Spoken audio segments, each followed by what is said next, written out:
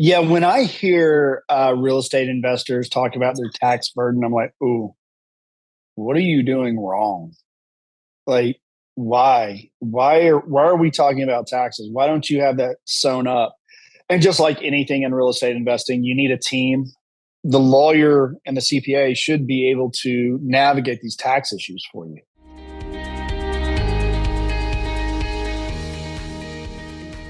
This is your daily real estate syndication show. I'm your host, Whitney Sewell. Today, our guest is Brian Boyd. He's a tax attorney, his own firm focused on real estate, construction, and business. Nearly 18 years of experience. He has numerous degrees, and he lives in Franklin, Tennessee. He's the author of Replace Your Income, A Lawyer's Guide to Finding, Funding, and Managing Real Estate Investments. And so he lays out a number of things, a number of questions that I get all the time from investors. We go through whether that's how you find that tax strategist, and is that even a thing? Is that your CPA? Is it not? And then he lays out a number of ways that the wealthy use taxes, right? Use money to build wealth. He talks about this fearful thing we talk about all the time called taxes, and why we shouldn't be fearful of it, or taking deductions and those things.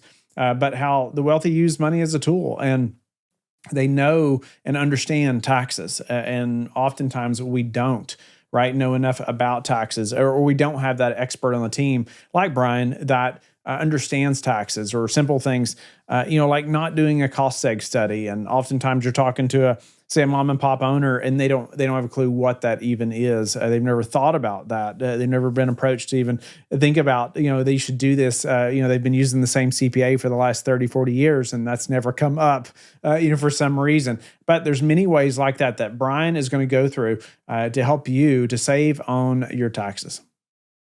But Brian, maybe give us a couple of mistakes that investors make all the time that we haven't talked about already on the taxes. Let's talk about a few of the mistakes that I have really run across. People are not using cost segregation studies, and I don't know why. And I think I do know why. I think it's because it's not commonly known. And if people knew what a cost segregation study would do, it would change their entire perspective on real estate. Because you can find a property, you can own a property, and if you use baseline depreciation of 27 and a half years for residential and 39 years for commercial, that depreciation is not awesome. Let's be clear. It is not an awesome depreciation deduction. It becomes awesome when you do a cost segregation study and you break the house into its individual components. And that's everything from your doorbell to your flooring, to your windows, to the wiring, to the lights, to the appliances. Because once you break that property into 5, 7, 10, 15, and 27 and a half year assets, the deduction is incredible. I think I saw statistics the other day that if you do a cost seg study, you're taking about 30, 35% of the value of the property in its first year as a depreciation deduction. Now, imagine what that looks like once you overlay bonus depreciation on top of that. And for your listeners out there, bonus depreciation is under Section 168K. And what that says is from 2017 until 2027 and up until 2022, you could have taken 100% of the depreciation of that asset in the first year. Now it's 2024, and you can only take 60%. Last year was 80, next year it's 40, then it's 20, then it's 0. But that allows this extra boost to your bonus, to your depreciation deduction. And what that does to your tax return is incredible. So let's just use an easy example. Let's say you buy a $100,000 property, and let's say it's a condo, so there's not a land value to pull out, or it's a negligible land value to pull out.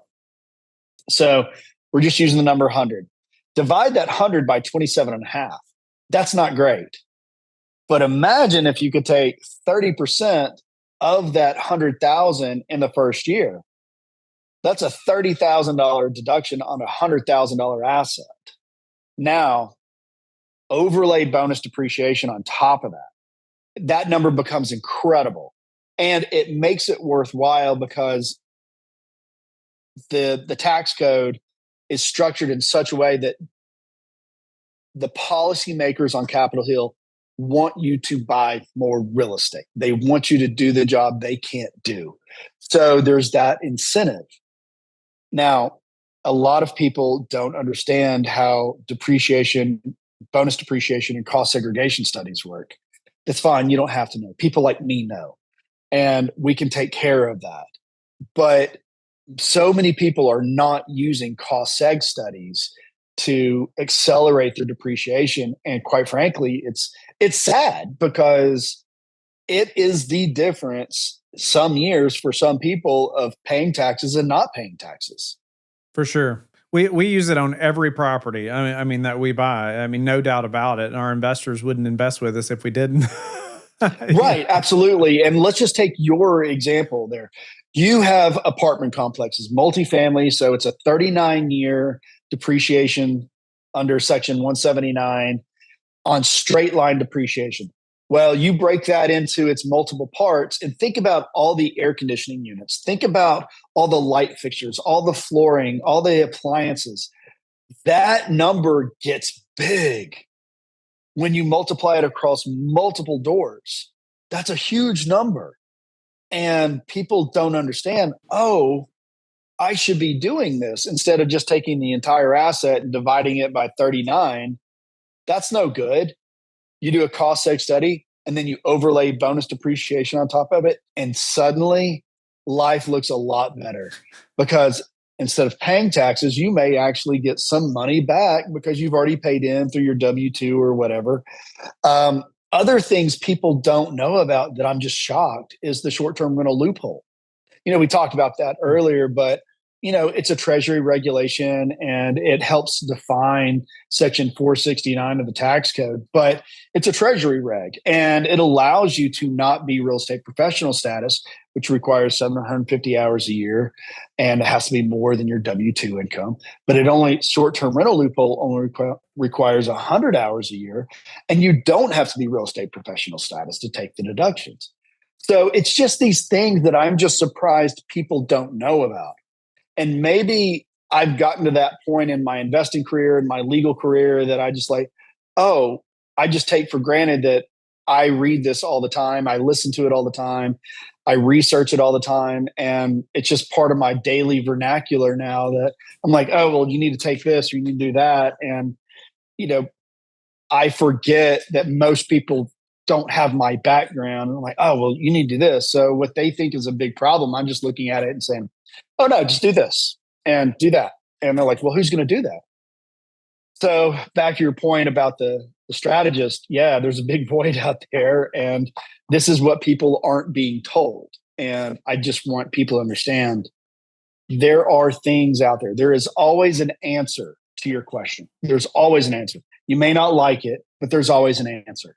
And just search out the people that will give you that answer. For the cost seg thing specifically, I feel like most, unless you're in, let's say, larger assets like we are, you just don't even know it exists. So you almost don't even know to ask often, I think. I know. And here's another one, the opportunity zone. Like so many people missed out on the opportunity zone because nobody told them about it and they didn't know. And the tax incentives for the opportunity zone, well, they're about to go away. But, if you had gotten in 4 years ago, it was incredible. It was an incredible incentive. People just don't tell most people about this stuff. And it's just so frustrating. I think they assume that their CPA knows these things, right? Or the CPA is just applying whatever tax breaks that they should get to their taxes, right? They just assume that it's done. I had a friend one time locally that I knew, and he had a very successful business locally, but he also had over 100 rentals in the area. And wow. And he was using the same CPA that he had used for about 40 years. And so we just talked through a few things, and I just asked a few simple questions, and he was like, no, I don't do that. Or no, I don't know about that. I don't know. And then he's like, I bet my, such and such is doing it, talking about his CPA. And I'm like, I doubt he's doing it. Yeah. When I hear real estate investors talk about their tax burden, I'm like, ooh, What are Yeah. you doing wrong? Yeah. Like, why are we talking about taxes? Why don't you have that sewn up? And just like anything in real estate investing, you need a team, you need a banker, you need a real estate agent, you need an insurance agent, you need a CPA, you need a bookkeeper, you need a lawyer. You know, the lawyer and the CPA should be able to navigate these tax issues for you. Yeah. So to your point, I was meeting with a client a couple of weeks ago, and he was telling me that he had just fired his dad, who had been his CPA for the last 30 years. And I was like, oh, okay. And he's like, yeah, after we talked that last time, I learned that he wasn't depreciating this and he wasn't taking bonus depreciation. I'm like, oh, so you listened? He's like, yeah. And now I'm going to use this account. I'm like, okay. And if I need to talk to that accountant, just put them in touch with me and we'll walk through what you and I talked about. And, we'll try to get you on the right track. And, yes, so many people just think their CPAs or their accountants or even their enrolled agents are just taking care of it. And quite frankly, that demographic, the CPAs, the accountants, the EAs, they are so overwhelmed right now. And that's a whole nother conversation, because there's going to be this massive gap in the accounting world because a lot of people aren't going into accounting anymore. That, okay, you need to get somebody good, you need to make a relationship, and you need to have them thinking the way you're thinking about this and do the research for you. But yeah, he ended up firing his dad and hiring a new accountant because he was paying so much in taxes every year. I'm like, you shouldn't be paying anything. Right. Right. You own multiple businesses. You only pay yourself a little bit of money. You have all these investments. Why aren't you taking bonus depreciation? Why aren't you depreciating those assets? And he just bought a new pickup truck. For those that haven't heard, I'm in the South, y'all. We drive trucks. And he's like, well, I didn't know we could. And, I didn't even think about it. I'm like, dude, that's $100,000 truck sitting outside.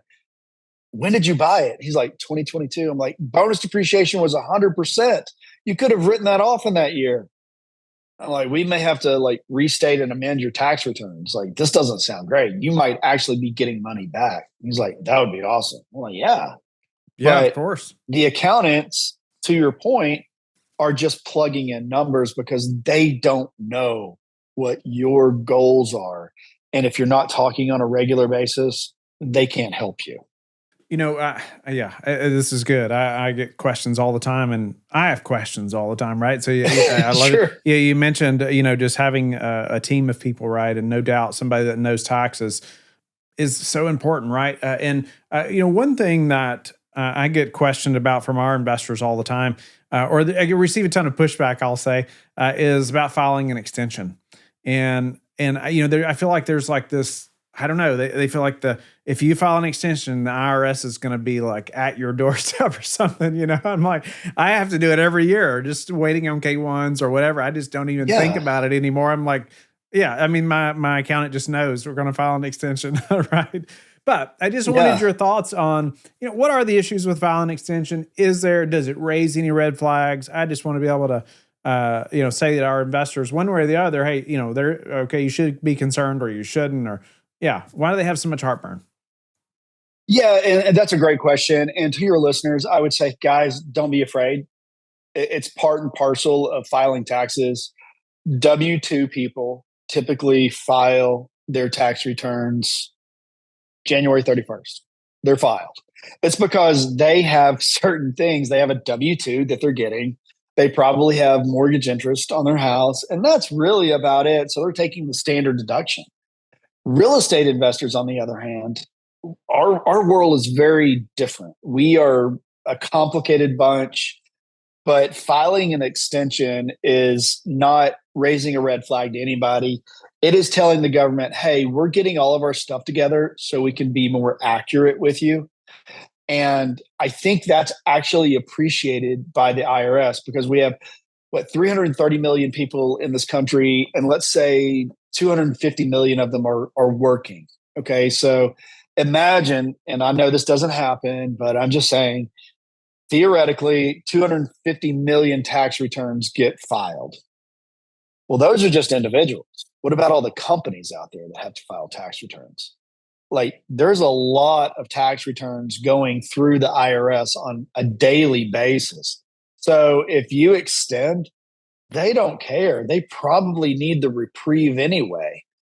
And for people like you and people like me, right, the K1s that come in, I got to tell you, man, they come in really staggered. I don't get all my K1s by a certain date. They typically just flow in when they flow in, and that's just part of being a real estate investor. But you also have extensions you need to file for your businesses. Like we've got, I don't know, 6 LLCs.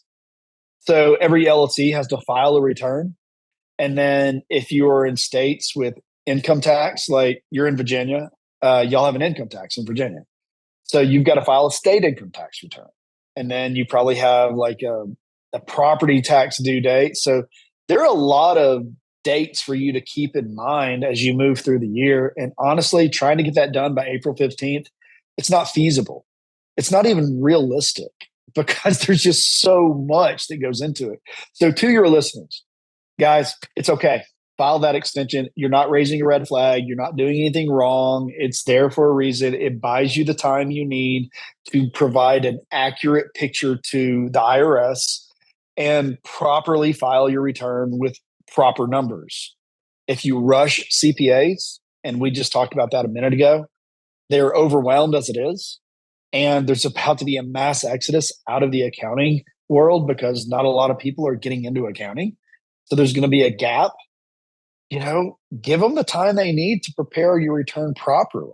I was on the phone with my CPA this morning, and she's down at the beach in Florida right now working on my tax returns. I was like, look, don't rush. It's okay. We can file the extension. I'm good. Like, as long as you have all the documents you need from me, let's just wait. We can file the extension and we'll be fine. So I just think there's a unnecessary concern about filing extensions, and I don't think it's reasonable or even rational. File an extension. It buys you the time. It gives your CPA time, and maybe they'll file this summer. Don't worry about it. It relieves some pressure on me too, just to have the time to make sure I have everything together. Right. I mean, I go back to years past and think, look at what K1s I had then, all kinds of stuff, and say, okay, did I collect that this year? And have lists and all those things. But no, I just get all kinds of pushback from investors, and we want to have our K1s out early if at all possible. But sometimes it's so complicated. We're cutting it close, and I'm just like, go ahead and file an extension just in case, But yeah, anyway. Unless you're like big enough, you have in-house accounting, and I know you guys at LifeBridge, like y'all probably have a bookkeeper on staff, but if you farm out the tax returns to a group, you're just one of many clients to that group, right? And they know they need to get it done, but I don't know how many people out there have ever prepared tax returns. I've done it more than I'd like to admit. And it is not a fun process. It is not an easy process. It is a lot of notepads, a lot of calculations, a lot of do that again. The numbers aren't balancing. We got to do it again. And, give your accountants time to do their work. Don't rush them, because April 15th, let's say they have 100 clients. And I know that's just a number I pulled out of the air, but imagine filing 100 tax returns by April 15th. Man, that's brutal. That is brutal. And you've got to give every return all your attention, and you've got to make sure you're effectuating the goals of your client as well. So again, folks, file that extension, relieve some pressure, hit that pressure valve, take it off, and file in October. October 15th is your deadline, and you're good. But yeah, I think it's an unnecessary pressure people put on themselves to file by April 15th. Brian, I appreciate that. Changing gears here just a little bit, I want to ask some other questions, especially since you you have rentals yourself and in the business. But I ask anybody that's experienced, just obviously what they predict, right over the next 6, 12, 18 months. And what I say, none of us know exactly what's going to happen. However, what we think is going to happen affects what we're doing today. And so what do you expect to happen, and how is that affecting what you're doing today as far as buying, selling, or how you're operating? Yeah, that's an interesting question. We're currently in the middle of a 1031 exchange. We have this property, and I'll just use me as an example, doing really well. It's a triplex in Knoxville, Tennessee, great town to invest in, good demographics, good rents, good property values. And, we are at almost the apogee of where we think that property will pop out. So we bought for, like, let's just use basic numbers. I think like 263 about 3 years ago. And we have raised rents consistently. That property is now worth 400. So we're out. We're going to take the money and we're going to lever up. And we're levering up into a short-term rental in Nashville, Tennessee. And we're going to cater to these bachelorette parties and, do that whole Nashville thing for a while. But what we're doing is we're taking that asset, which was on our books for 263, and we're turning it into an $800,000 asset because of the amount of money we're taking out of the 1031 and applying it to this. So we're aware of the interest rates right now. And I think our rate this morning was 7.99. Okay. We were at a 4, but we're levering up. We're going to work through all of this right now. And we went to our banks and we said, "Hey, can you do a loan?" And they're like, "No, not till third quarter." So we went to a broker and they brokered it out, and we got the numbers and we're doing the deal. But as we move through this year, I think what we're going to see is an evening of the interest rates. I think for many years they were artificially low, and that was because of the Fed. But I think an interest rate, a normalization would be around 5-6%. And I think we may actually get there by Q3 of this year. It's yet to be seen. We are in an election year that does matter to interest rates historically over all the last elections that I can recall. Interest rates have typically come down in election years. And I think the Fed has even signaled they're going to reduce rates at some point this year.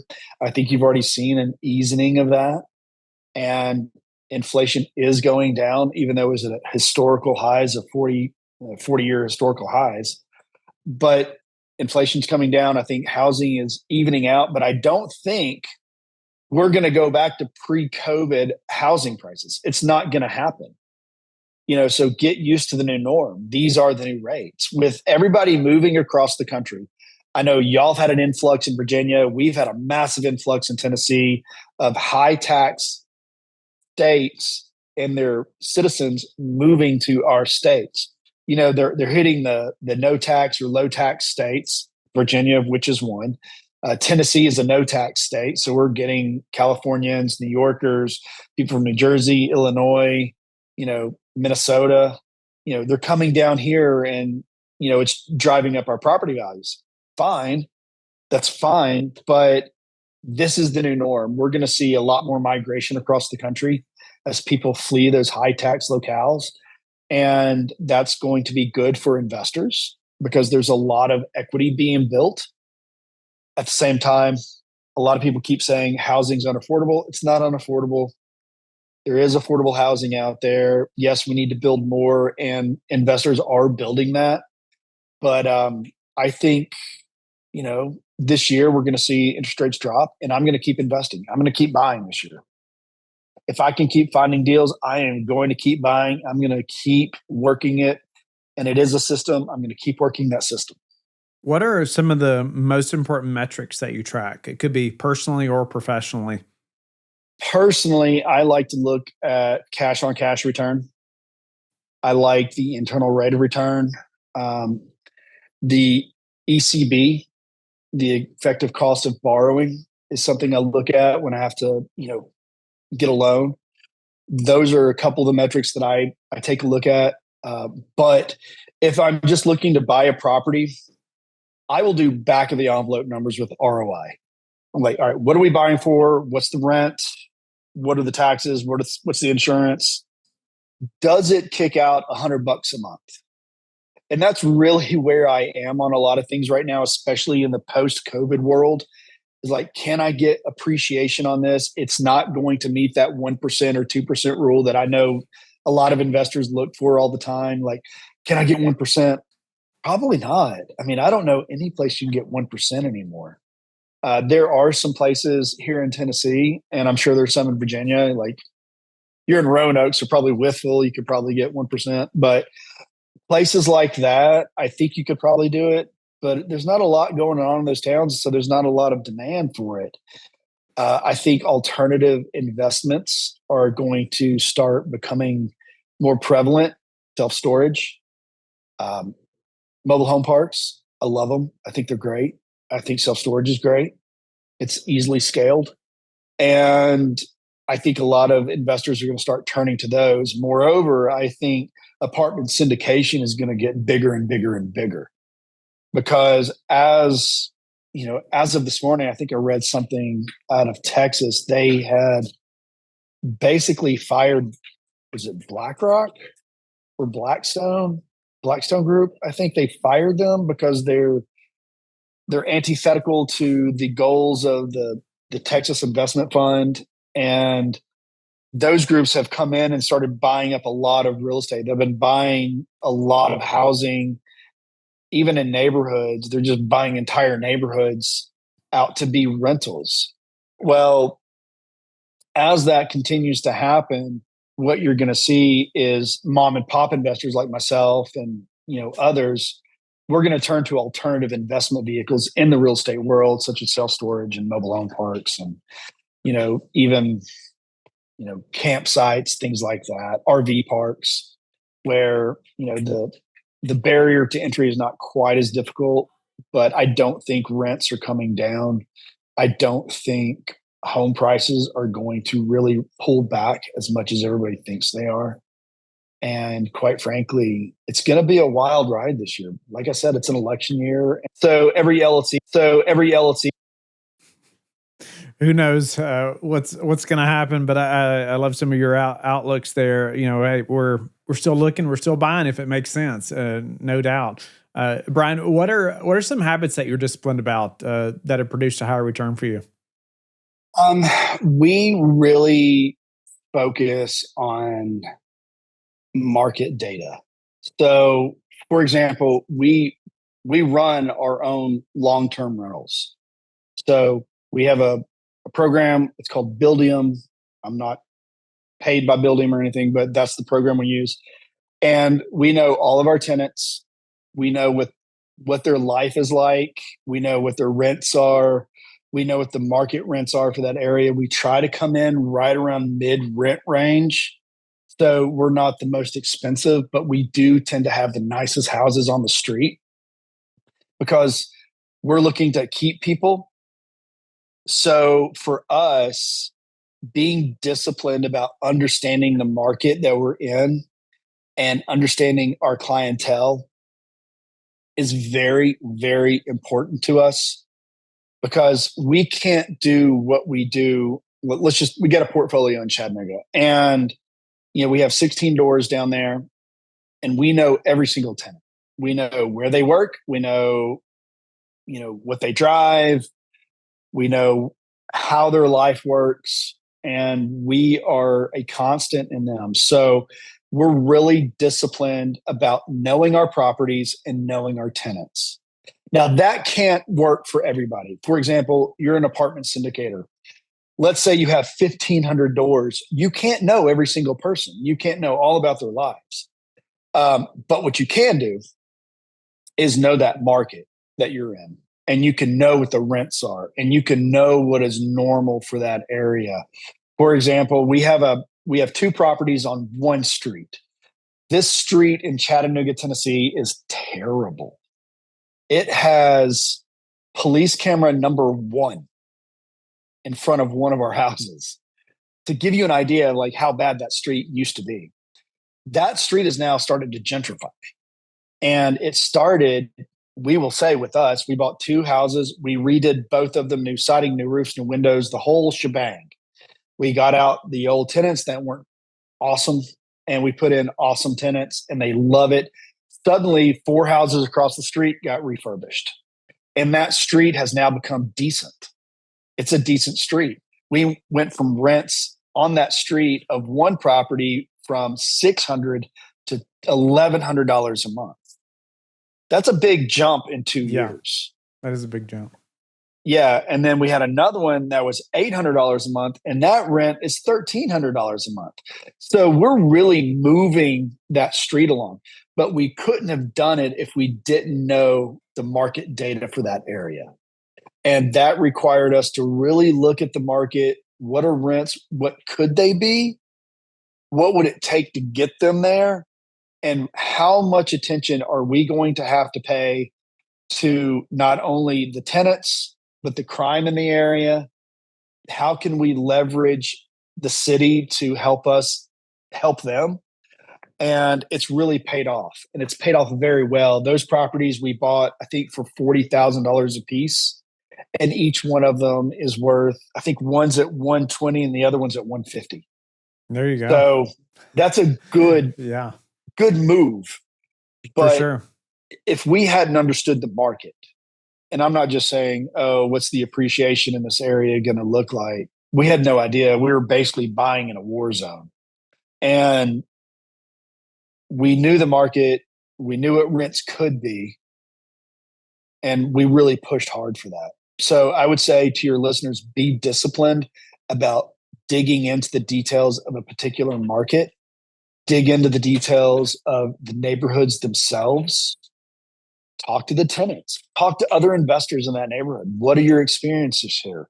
What kind of maintenance are you looking at? What's the crime? Talk to the police. What's the crime here? What can we do to help you help us? So it's things like that. Be active in your community. My wife and I are both from Chattanooga, Tennessee. So we kind of knew this area. We didn't grow up in this area, but we knew what we were getting into. And we were willing to take that risk. As long as you lean into the problem and don't run from it, you're going to be fine. And look, it's not been fun. I don't always enjoy leaning into a problem and putting more money into it. But at the end of the day, those properties just hum along right now. And we're so thrilled. It's taken a little bit of time to stabilize them, but being disciplined about knowing that market was very important to us. Brian, how do you like to give back? We have a program internally within our family that we're turning a portion of our really nice portfolio in Chattanooga into Section 8 because these are nice homes. We're going to make our return. It's going to be fine. But we really want to help people that need affordable housing in that market because it's not there. There is a deficit of housing in the country, quite frankly. So look, we're making plenty of money on our short-term rentals, on other properties we have. So we've taken about 25% of our Chattanooga portfolio and called up Section 8 in Chattanooga and said, hey, we have these nice homes, new roofs, new siding, new windows, new kitchens, new bathrooms, new appliances, the whole shebang. Do you have some families in need that would like to live here? We don't haggle about the price with them. They're like, yeah, they've got a voucher for this. Like, that's fine. It's fine. Whatever. It's typically below market. We don't care. Like, no, we're happy to help because ultimately at the end of the day, yeah, we're in the business of real estate, but real estate's really the business of people. And we're housing people. And these people have families and they have struggles in their life. And look, I didn't grow up in Section 8. My wife didn't grow up in Section 8. And we're fortunate for that. But for those that do need those programs, we're trying to work with the city of Chattanooga to say, hey, we have properties. We're happy to take less rent if you will find a family that could use this house. And so that's worked out really well for us so far. That's awesome. Appreciate you giving back in that way, Brian, and even giving back to us. And man, diving into some this fearful thing we call tax. or taxes. But even laying out, the importance of finding a tax strategist, somebody like yourself that knows taxes and really is not scared of taxes, right? But the things the wealthy do, right, that often most of us have never heard of, and even things like cost seg studies that you laid out as well. That it's unfortunate, most. Most operators, I would say, mom and pop type that have had rentals for years and years and years, I've never heard of cost seg studies or never thought about trying to do something like that. That even as you lay out the fear or the how you shouldn't be afraid of filing an extension as well. I just appreciate your time and going into that. Tell the listeners how they can get in touch with you and learn more about you and learn more from you. Yeah, absolutely. So a lot of people can find me on Instagram or TikTok. It's under Brian T. Boyd. There's a link tree on my profile that you can click on and schedule time with me if you want it. I'm doing a seminar April 20th here in Nashville at the Nashville School of Law. And it'll be a 4-hour seminar. I'm going to go over the life cycle of an investment, everything from how do you qualify for the short-term rental loophole to the real estate professional status. And then I'll move on to how to hold your real estate. I'll explain LLCs, S Corps, partnerships, trusts, C Corps to people. I'll explain the tax differences between those. Then I'll move on to what happens when you sell the property. What are the tax ramifications of that? Or do you use a 1031, 721 or DST? So that's one thing that is available to people. That's where you can find me. I've also written a book. It's called Replace Your Income, A Lawyer's Guide to Finding, Funding, and Managing Your Real Estate. So that's out there. It's available on Amazon. But for the most part, if people just interact with me on social media, I'm happy to give some pointers. Now, I'm not going to go into a great amount of detail, only because if I was doing that, I'd be doing it all day. And I do have a family and I do need to protect that time. But yeah, I'm available through consultations. And if you want to work with me, we can talk about that in a consultation. But thanks for having me today. I really appreciate it. I hope your listeners got something out of this. And if they want to talk more, I'm available to them. Thank you for being with us again today. I hope that you have learned a lot from the show. Don't forget to like and subscribe. I hope you're telling your friends about the Real Estate Syndication Show and how they can also build wealth in real estate. You can also go to lifebridgecapital.com and start investing today.